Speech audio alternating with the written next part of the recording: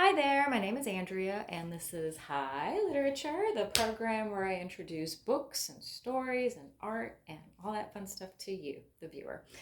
I spent a lot of I really don't understand technology. I don't understand how I can record like a 40-minute video and then I delete it after I upload it, and then I go to record another video and it says, "Oh, you only have 18 minutes of time." Why?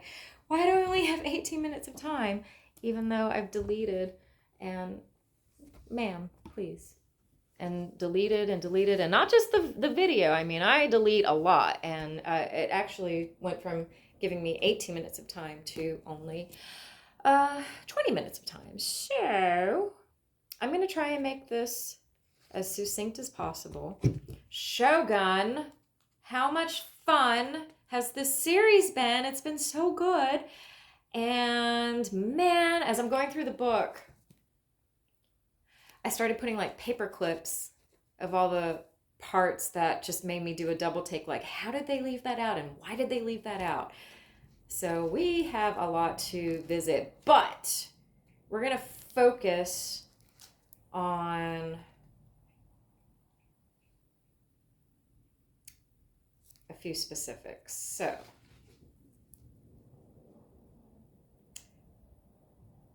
I thought it was so interesting. I was real curious how they were going to handle the first sex scene because it's so goddamn weird in this book. And I think it's so cute how they portrayed it on screen because what actually happens. Oh boy.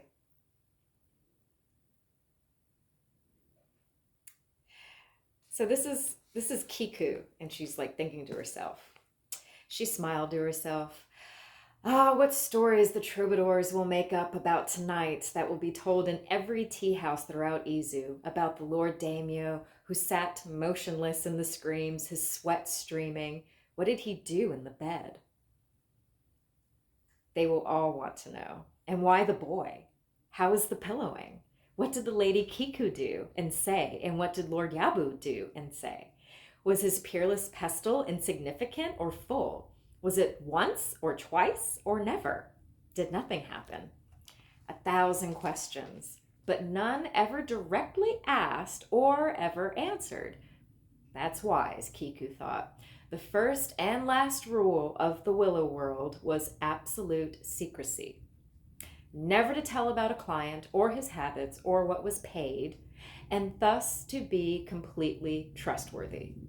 If someone else told, well, that was his affair, but with walls of paper and houses so small and people being what they are, stories always spread from the bed to the ballad. Never the truth, always exaggerated because people are people. But nothing from the lady.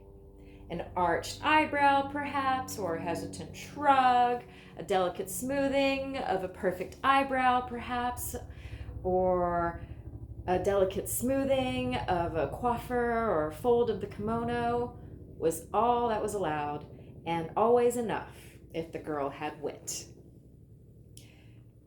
When the screams stopped, and by the screams of the sailor who was boiled alive, which is a whole other thing. That does not go down on screen the way that it does in the book, and we will get to that. Oh my God. I mean, the changes they make. It's so odd. When the screams stopped, Yabu had remained statue-like in the moonlight for what had seemed a further eternity, and then he got up. At once, Kiku hurried back into the other room, her silk kimono sighing like a midnight sea. The boy was frightened, trying not to show it, and wiped away the tears that the torment had brought. She had smiled at him reassuringly, forcing a calm that she did not feel. And that was something that I will give to the series. As many times as I've read this book, reading about the tortured screams of a man being boiled alive throughout the night and actually hearing an actor's portrayal are two very different things. And I will say when it came to that specific detail, the series was much more disturbing. Oh, and they showed it. God. Oh, God. Ugh. Then Yabu was at the door. He was bathed in sweat, his face taut, and his eyes half closed. Kiku helped him take off his swords, then his soaking kimono and loincloth. She dried him, helped him into a sun-fresh kimono, and tied its silken belt. Once she had begun to greet him, but he had put a gentle finger on her lips. Then he had gone over to the window and looked up at the waning moon, trance-like, swaying slightly on his feet. She remained quiescent, without fear, for what was there now to fear? He was a man and she a woman, trained to be a woman, to give pleasure in whatever way, but not to give or to receive pain. There were other courtesans who specialized in that form of sensuality. A bruise here or there, perhaps a bite, well, that was part of the pleasure pain of giving and receiving, but always within reason, for honor was involved, and she was a lady of the willow world of the first-class rank, never to be treated lightly, always to be honored. But part of her training was to know how to keep a man tamed within limits. Sometimes a man became untamed, and then it became terrible, for the lady was alone, with no rights.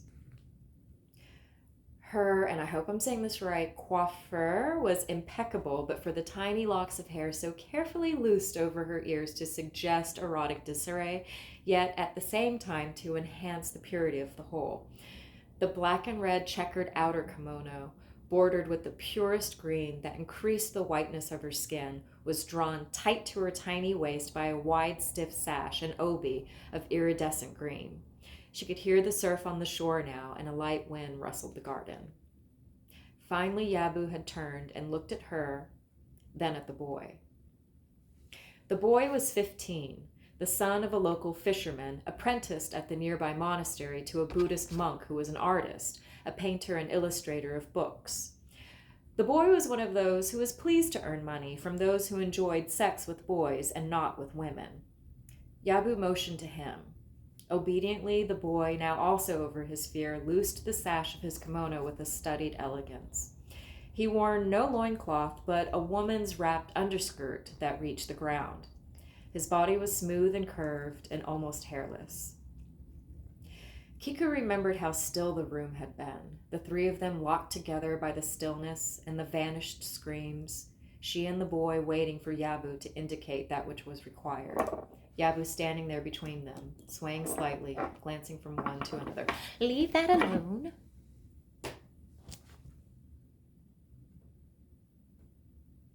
At length he had signed to her. Gracefully she unknotted the ribbon of her obi, unwound it gently, and let it rest.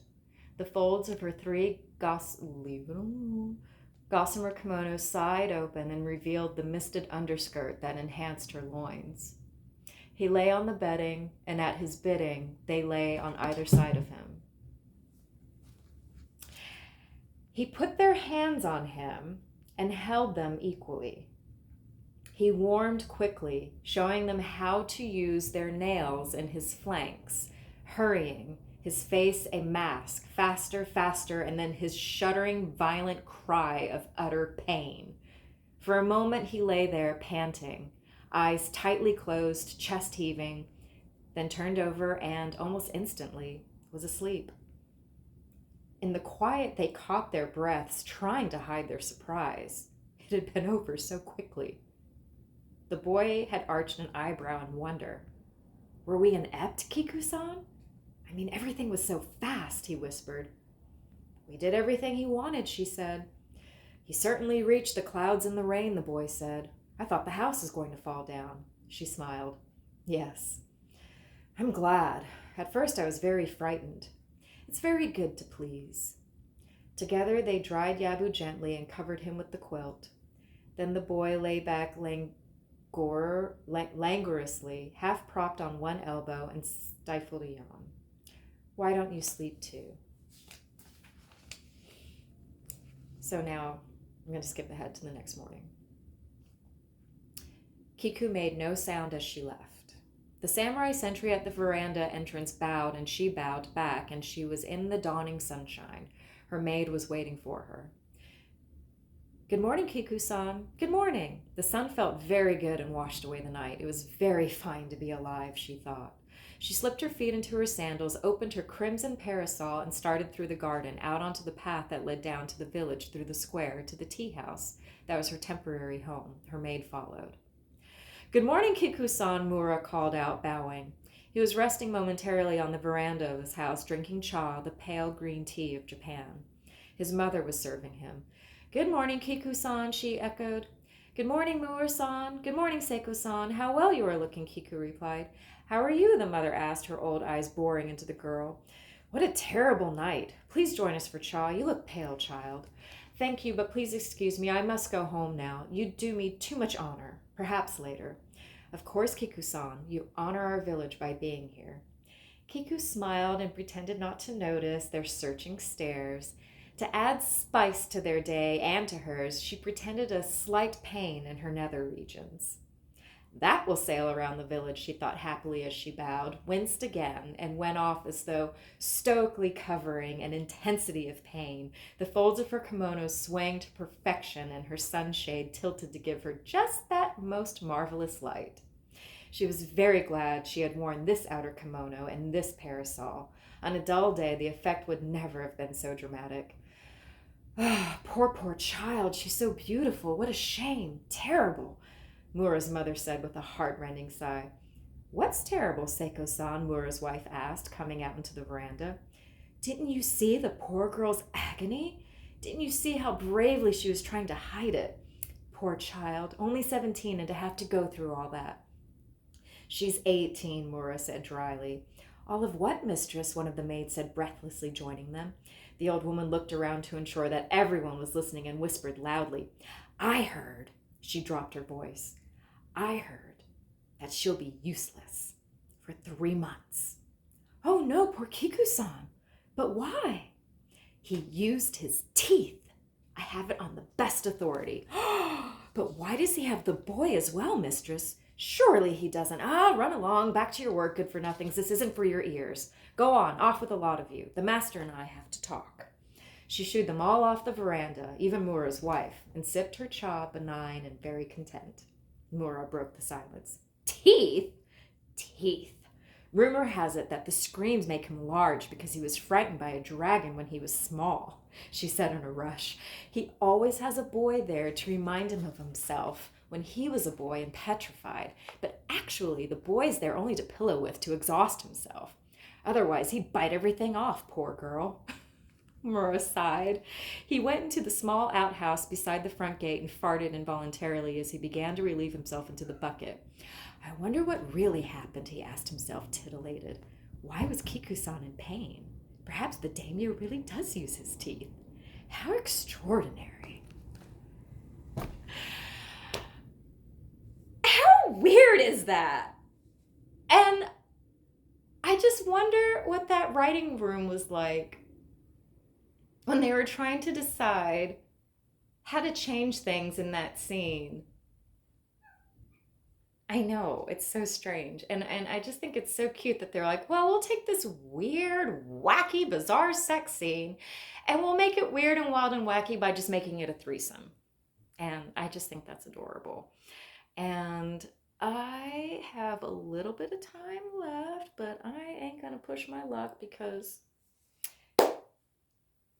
we know how people can just come walking through that door at any time. So, yeah, that's the sex scene with teeth and nails. Nails and teeth, teeth and nails. Reminds me of the 9 Inch Nails album with teeth. I guess I'll press my luck. So, that poor man who gets boiled alive, he does not just get boiled alive. It's determined that all of their lives will be spared save one. and they have to pick. So they decide to draw straws.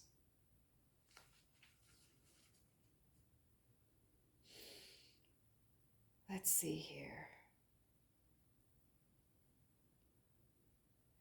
So and when they're all initially captured, they're in like a pit.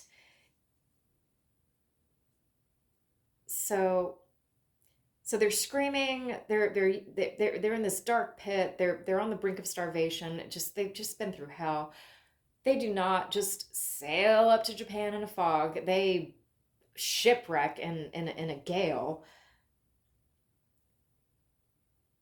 Omi motioned to Mora, who nodded and left. A moment later, Mora returned with another fisherman carrying a large barrel between them. They emptied the contents, rotting fish offal and seawater, onto the heads of the prisoners. The men in the cellar scattered and tried to escape, but all of them could not. Spilbergen was choking, almost drowned. Some of the men slipped and were trampled on. Blackthorn had not moved from the corner. He just stared up at Omi, hating him. Then Omi began talking. There was a cowed silence now, broken only by coughing and Spilbergen's retching. When Omi had finished, the priest nervously came to the opening. These are Kasigi Omi's orders. You will begin to act like decent human beings. You will make no more noise. If you do, next time 5 barrels will be poured into the cellar, then 10, then 20. You will be given food and water twice a day. When you have learned to behave, you will be allowed into the world of men. Lord Yabu has graciously spared all your lives, providing you serve him loyally, all except one. One of you is to die at dusk. You are to choose who it will be, but you, he pointed at Blackthorn, you are not to be the chosen. And that was that. So they have to pick. So, and they're all pissed, like, why is Blackthorn excluded? Why aren't you to be picked? I don't know. Lord Jesus, help us, someone whimpered. Get the mess cleared up, he ordered. Put the filth pile over there. We've no mops, or use your hands. They did as he ordered, and he helped them and cleaned off the Captain General as best he could. You'll be all right now. How are we to choose someone? Spilbergen asked. We don't. We fight them. And it just goes on like this. Blackthorn he wants to fight. He's like, we are not just sending one of our men off to be tortured to death. We are going to fight. And everybody else is like, we're dead on our feet, and these men are healthy and armed, and no, I think we need to do what they say. And they end up drawing lots. How much time do I have? How do we know that the one who picks the short straw, will go? How do we know that? And so they reason that out. That's easy, Jan Roper said. Let's swear we'll do it in the name of God, in his name, to die for the others in his name. The anointed Lamb of God will go straight to everlasting glory. They all agreed. So they all pick. Oh man. And it's just awful. It's just awful. So yeah, they end up drawing straws, and it's just this whole desperate, terrifying scene.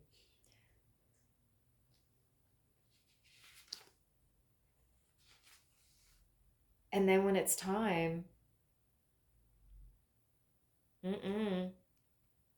Blackthorn tries to fight. Spilbergen's the one who ends up getting picked. And the pilot's like stopping him. And Spilbergen's like, but we agreed. And Blackthorn says, but I didn't. No, so it's Vink. Vink gets picked. Spilbergen's speaking for Vink because Vink is so terrified he can't talk. So they're getting ready to take Vink away. And Blackthorn's like, get ready. Get ready to help me for your lives. And it's just this whole fight. And oh my God, it's crazy. Oh my God, it's so crazy. A samurai ends up falling into the pit. It's just this whole thing. And I don't know. I guess you have to pick and choose your action scenes. And this is one where they decided to cut it short a little and just get rid of the whole straw drawing scene and fight with the samurais and having I mean, like, the samurai that ends up falling into the pit, like at one point he loses his blade, and in an attempt to commit seppuku, he tries to like drown himself. He sticks his head in the poop bucket. Can you imagine trying to kill yourself that way? Oh my god. And it's just, there's so much that happens, but I'm almost out of time, so we will revisit along with many, many other things. I guess there's a new episode out tonight. I'm excited to watch it and revisit this with everybody and talk about more paperclip markings that I'm going to make. I have quite a few. We're halfway through the